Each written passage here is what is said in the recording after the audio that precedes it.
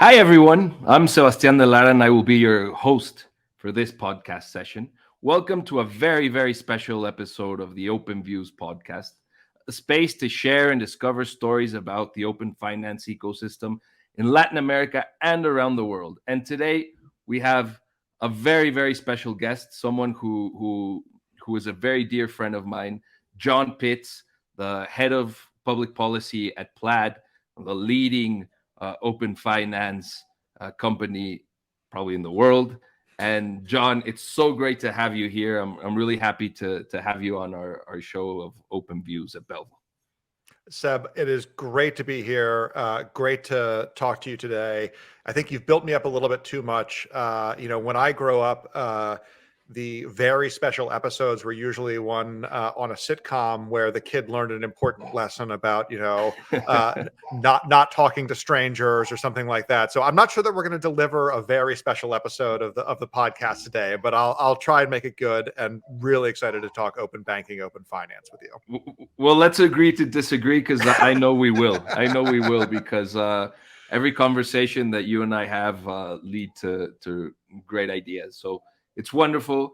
And just to begin, tell us a little bit about the story of open finance in the US, because here at Belvo, we're always talking about the UK, PSD2, Yeah. obviously Latin America.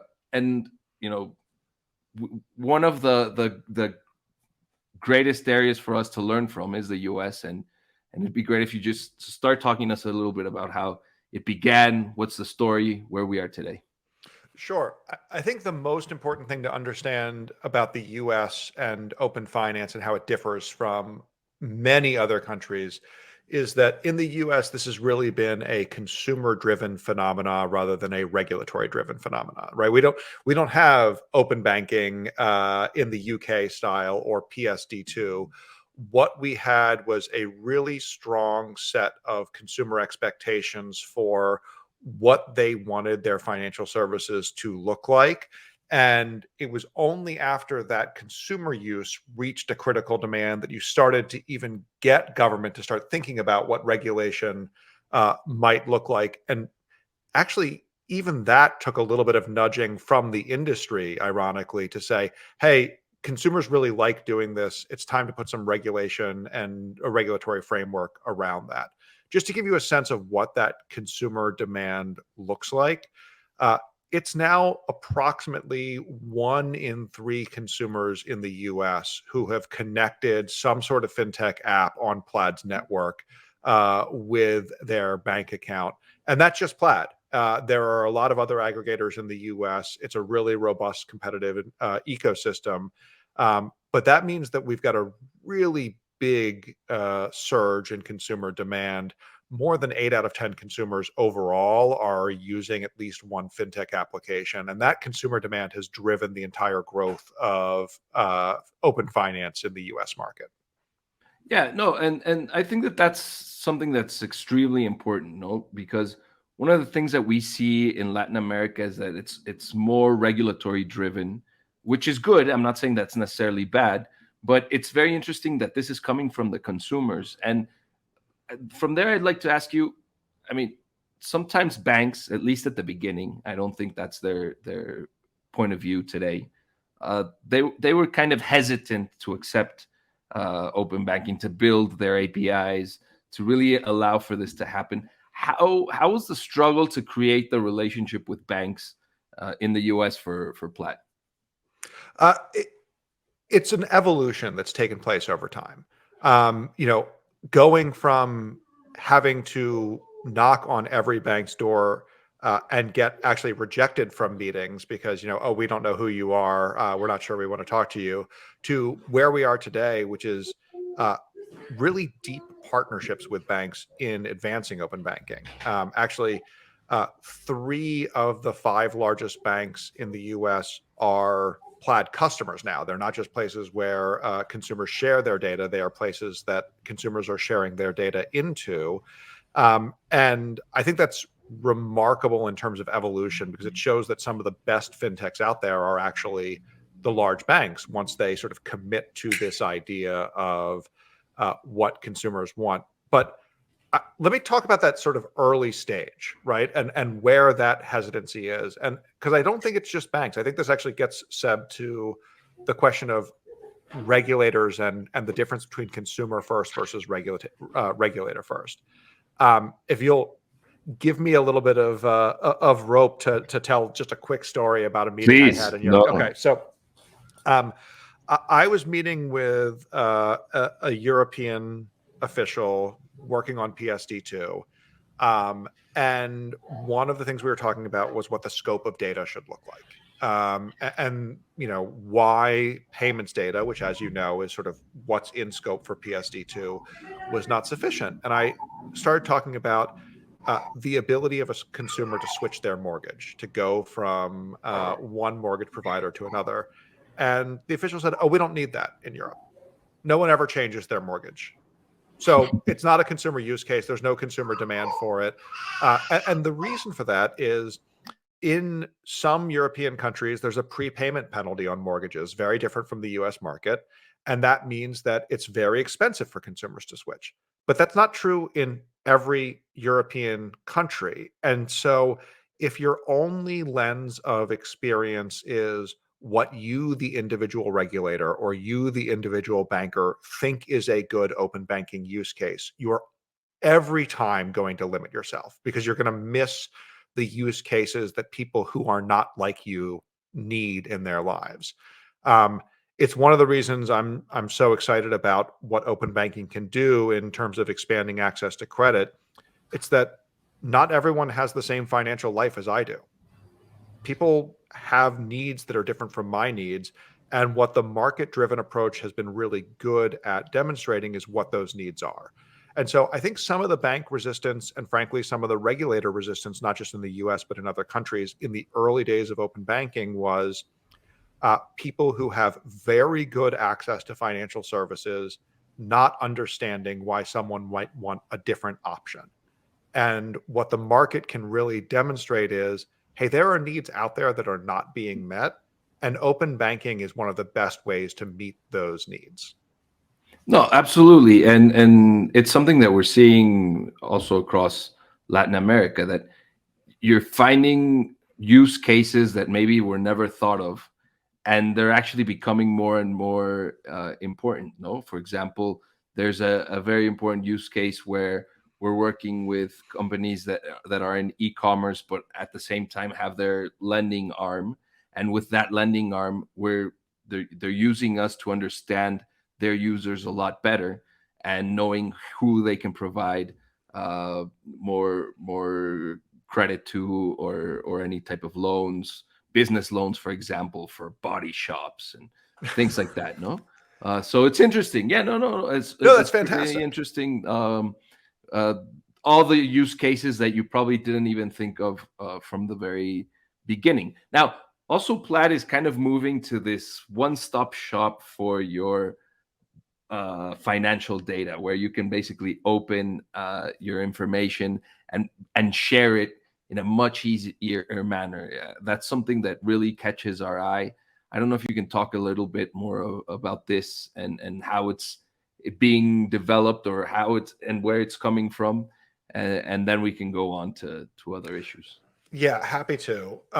And this gets a little bit back to that bank and how are banks involved in this and how have they viewed the evolution of open finance as well. Because I think there's often a perception, or there was historically a perception, that open banking is just for fintechs, right? It's a way for non-banks to get data that banks have and grow their business.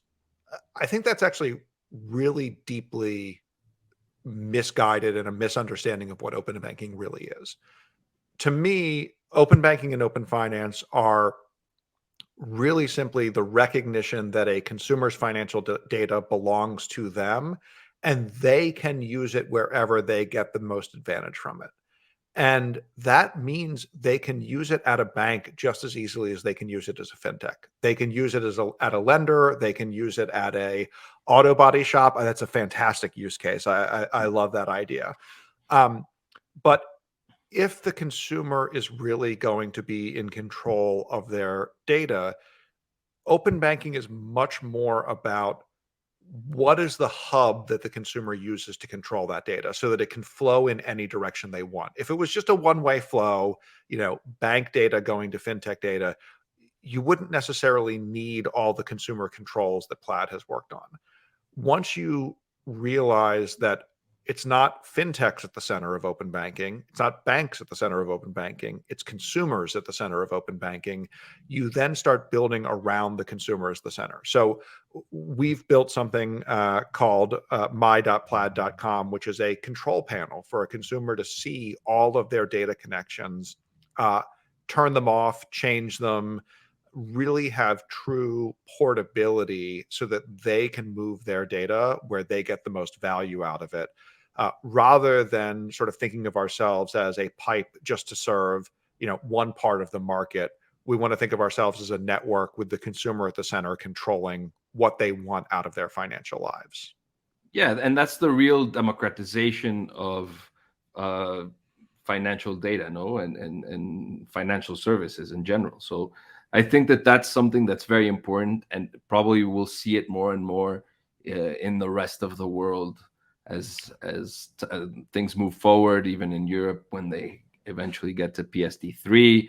We'll They're see it in getting Latin started on it. America. Yeah, exactly. So things are moving forward in the open finance world all over the world.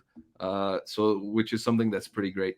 And kind of establishing this, we see that it's consumer driven. We see how Plaid has been able to really answer to these consumer needs, be able to partner with banks, really allow there to be an open banking and open finance ecosystem in the US. How do the regulators come in? I mean, you were a regulator at some point in your life. I was. And so tell us a little bit about the Consumer Financial Protection Bureau, how they get involved with open finance and where things are today. Well, don't tell anyone, but Seb, I actually still think of myself as a regulator. There you go. I happen to be somewhere else at the moment, but that's good. It'll be our secret. Don't worry. Yeah, We no. won't tell As anyone. long as this podcast is just a private conversation, right? There, it's Of not actually course, being. Yeah, yes. of No course. one else will listen to us. um, so I actually think regulator involvement is the single most significant leap forward that open finance can have. And I think about it like that for three reasons, and they're sort of all equally important. And by the way, I'd love to hear how Belvo is thinking about this and how some of the Latin American countries are thinking about this as well. Um, but the three reasons from my perspective are this. One, financial services has always been one of the most heavily regulated parts of the economy. And not just in the US, in every country, the state and financial services are basically inseparable from each other. And that's been historically true for hundreds of years. And it's because the economy and financial services are so deeply tied to each other that there's always going to be a role for regulation in shaping that. So you're never going to move financial services forward into the digital age, which is, I think, fundamentally what we're doing here, without government's involvement as an equal and frankly senior partner in the relationship. Two, the consumer needs to know that they can trust what's happening when they move into digital space. If you look at the history of tech, not fintech, but tech generally, a lot of consumer mistrust has grown up over the last couple of years because they just don't feel like they really control their data, or the companies they engage with are necessarily fully trustworthy. And that might be okay when you're talking about social media. It's not going to work in financial services, right? If you think about what is the uh, image that comes to mind when you think about a bank, to me, the image that comes to mind is a vault, right? Mhm. Like, it's a thing you can trust. There is a giant steel door and your money is behind that door. Now, none of our money is actually behind doors anymore. It's just sitting on a spreadsheet somewhere in ones and zeros, but that image still holds true. And that level of trust needs to exist in an open banking ecosystem to the same degree it exists in a banking ecosystem. And that means regulation. And then the third thing is your bank partners and your fintech partners matter, and their needs and interests matter, and many of them are regulated. And so if you are engaging with them and you are not regulated, there is always going to be some uncertainty about the relationship because you're not on an equal footing with each other. Um, and being regulated solves that. So those are the three drivers for me. And in the US, the Consumer Financial Protection Bureau, or CFPB, was given a bit of authority during the last financial crisis in 2008. And I say a bit of authority because they were, as part of the creation of the CFPB, there was a 75-word statute, just 75 words, that said consumers have the right to access their financial information. And that is all that it said. And from 2010 until just about this time last year, there was nothing else. No indication of what that meant, no details. And we thought there needed to be more details for the three reasons I laid out. And most importantly, for the consumer, so that the consumer knew what their rights were and knew how to exercise those rights. And so we started advocating very strongly for the CFPB to take up that dormant authority and turn those 75 words into a full-fledged regulation. And as part of that, to bring Plaid and other aggregators under their oversight so that that trust could really be cemented in the ecosystem and you had a strong foundation to build financial services on. I think you all are going through a similar journey in some Latin American countries. Are you thinking about this the same way? Are there dynamics slightly different down there? How do you think about that role of regulation? Well, I think in essence, it's the same, no? And it comes from what you said at the beginning. It has to, you have to have the consumers in the center of the conversation. If they are what is the main priority in this whole discussion, then any type of regulation will be positive in that sense. So, for example, what's going on in Mexico? We have a pretty good legal framework established. It's a bit deeper than that. Those 75 words that were established in 2008. We established this in 2018, and it's pretty well built. But when you have to talk about API standards and customer experience standards and everything that has to do with the whole system, we still require secondary regulation, not laws, not legislation, but secondary regulation, which comes directly from our regulator, which in Mexico is the CNBV.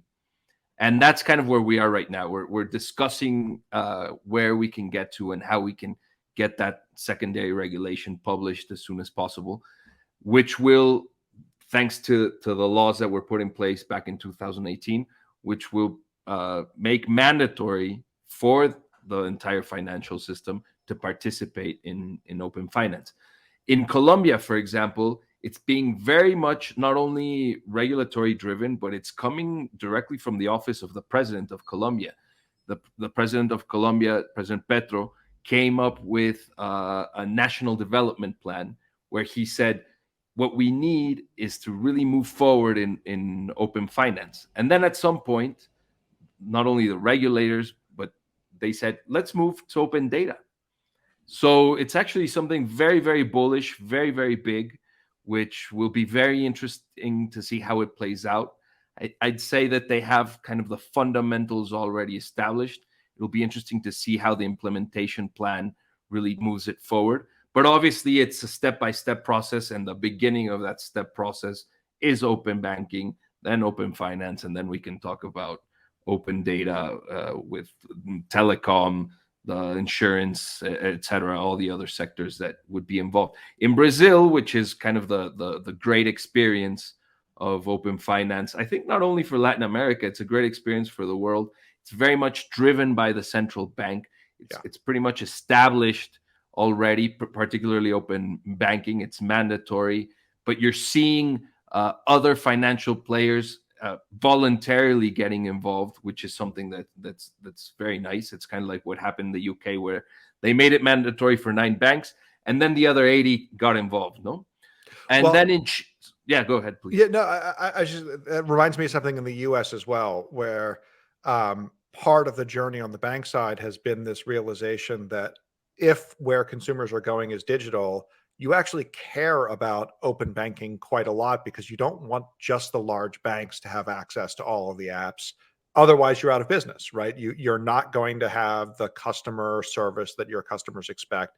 And so one of the most exciting things that shifted in the US in the last year, speaking of APIs, is that Plaid launched an API framework based on the FDX, the Financial Data Exchange API that we call Core Exchange.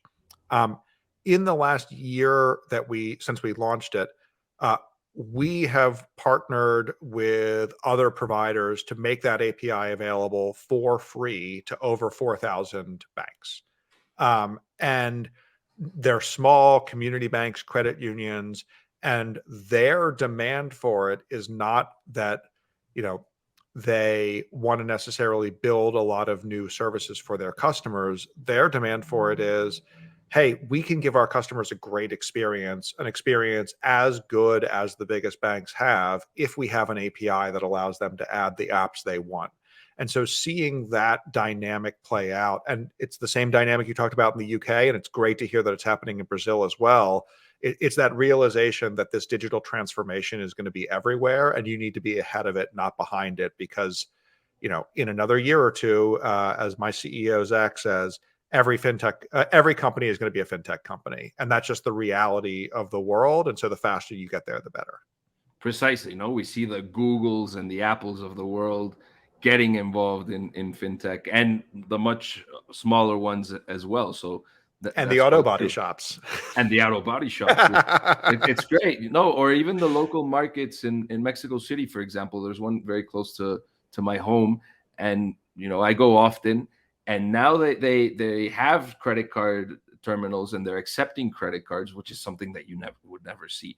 And those the companies that provide those terminals are getting involved in obviously in open finance as well. So it's something that's pretty amazing. And that takes me to another point, because we've discussed how the consumer is really at the center of all of this. Yeah. This is for the consumers. And which is great is that the vast majority of people are all consumers of finance. No, we are as well, you and me. Also, it's something that applies to absolutely everyone.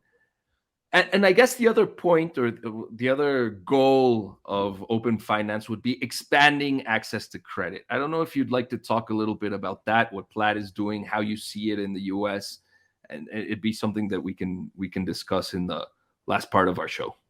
Sure. And would love to talk about it because it's one of the main reasons I left government to come to Plaid is this recognition that the system as we have it right now is great for a lot of people, but it also leaves a lot of people out. When I was at the CFPB, we released a report saying that in the United States, there are more than 40 million credit invisible people who don't have a credit score or have a thin file, and it makes it really difficult for them to access credit. One of the things that was most interesting to me on that report is uh, that the number one way an American establishes their credit history is by going to college and taking out a student loan. And that's usually the first step. Not everyone goes to college. Not everyone has that opportunity. And if that becomes a prerequisite to accessing financial services, you're building in a structural divide that is going to leave millions and millions of people outside of financial services. And I think open banking has an amazing ability to solve that by putting consumers in control of their own data, because the number one way that small businesses get a loan is cash flow information. How much money is coming into the business, how much money is going out of the business. It's been really challenging to bring that same underwriting to consumers because how do you find out what a consumer's cash flow looks like? That's a lot of information in a lot of different places, and it's really hard to access. Not with open finance. With open finance, the consumer has all of their cash flow information. They can put it in a digital shoebox and take it to a lender, and the lender can underwrite them. And you don't need a credit score. You can have access to anything. Uh, what's been sort of most encouraging for me is how quickly government and other groups have identified this as an opportunity. So starting a few years ago, the Office of the Comptroller of the Currency, the OCC, the Federal Reserve, and the FDIC put out a bulletin encouraging their banks to start engaging in more cash flow underwriting. Some of them partnered with the OCC in a project called Project Reach to formalize cash flow underwriting as a new way of making loans to credit invisible consumers. And Plaid has actually partnered with an organization called FinReg Lab as part of a pilot program with another part of the US government to help minority-owned banks and community development financial institutions also do cash flow underwriting to lend to consumers who might not otherwise have access to credit. So I think we really are in a moment here where easy access to data that's in the control of the consumer is going to give millions of people a chance to get responsible credit in a way that they couldn't before. I also saw just the other day, Belvo, Seb, you guys had a big announcement on partnering for expanding access to credit. Yeah. Tell me about it. Yeah, no, absolutely. I mean, also one of the things that we're seeing is, credit scores today are very limited in the information that they provide. So one of the things that we did at Belvo was to establish a very strong partnership with FICO. Nonetheless, FICO, this global analytics software company, very, very famous, and we're trying to find a way to use their AI being something discussed at every kitchen table in the universe. It's so hot right now. Yeah, but very important for our sector is in order to find a better finance score for people. No, so it's going to first be applied in Brazil, and hopefully it comes out in other countries as well. But it's really interesting how we're going to really change the way existing credit bureaus scores have their internal models. It's really going to help, I think, consumers a lot, because today what you get out of a credit score is not enough information to really understand that person. No, it even happened to me in Mexico several years back, where I got into this strife with a telephone company.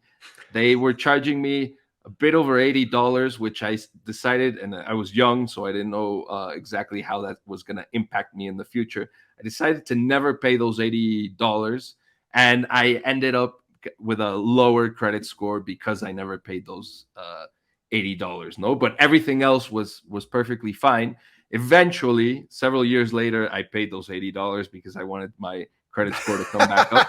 But if you would have seen my yeah, no, I mean, I had to, no, but if you would have seen my financial information in a much better way, kind of with a magnifying glass, which is this is what the partnership with FICO is going to allow us to do.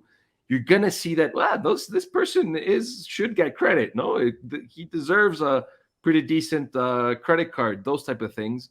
And I think it's going to revolutionize things in Latin America. We're going to see it in Brazil right away. But thank you for mentioning that. And thank you for this great conversation. As you mentioned to me before we began the show, every time you and I talk, it's at least a 2-hour conversation. We would love to continue. Maybe we could do episode 1, episode 2 of the John and Seb show. But thank you so much for your time. And it's always great to have a chat with such a good friend like you. And again, thanks so much for joining. Thank you for having me. I would love to come back for episode 2.